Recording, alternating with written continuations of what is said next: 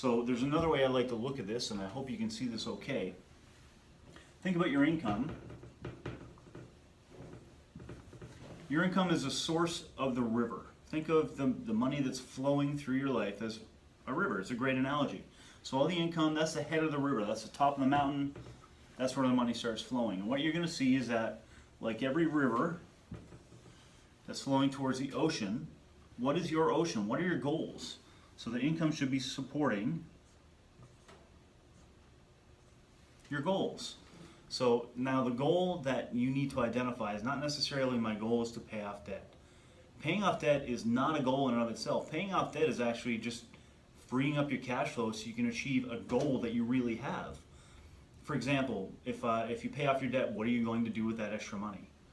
Oh, I'd like to buy a Lamborghini, or I'd like to take a trip, or I'd like to give charitable giving. I'd like to repay my parents for something they did for me when I was young. Give money to my brother or sister. It could be anything.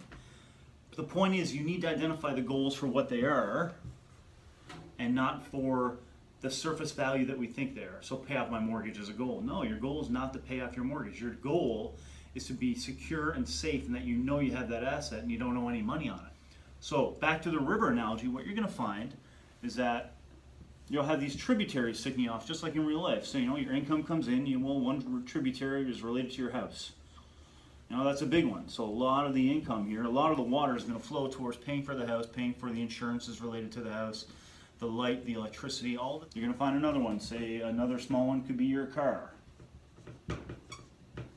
One that we never talk about, that we should, is taxes. A large chunk of your income goes towards paying that tax down that tributary. So as all these tributaries siphon off the water from the main part of the river, what's happening is that less and less and less is trickling towards meeting your actual goals. So what I'm talking about is, how do we find ways to shut off some of these tributaries? How do we minimize the amount of water that's going towards the car? Minimize the amount that's going towards the house? Movies is another example. Going to see movies on a big screen. That represents entertainment. That could be dinners. If we can minimize those amounts that are being spent on the tributaries, what happens, of course, that more water has naturally to flow towards your goals, unless you open up another tributary. Well, I've got this free cash.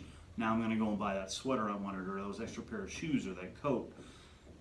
The key is, once you find a way to close down some of those tributaries, is not to allow the money to go into other places and other tributaries.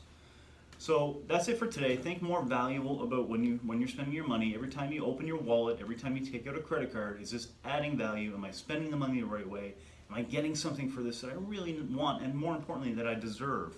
Is it going to help me achieve my future? Am I going towards my goals? How much water is left at the end of your river trickling into your ocean of goals? Thanks. Hope you have a great day. Again, this is Investors Dean McIsaac, and I really appreciate you guys taking the time to take a look at the video. Cheers.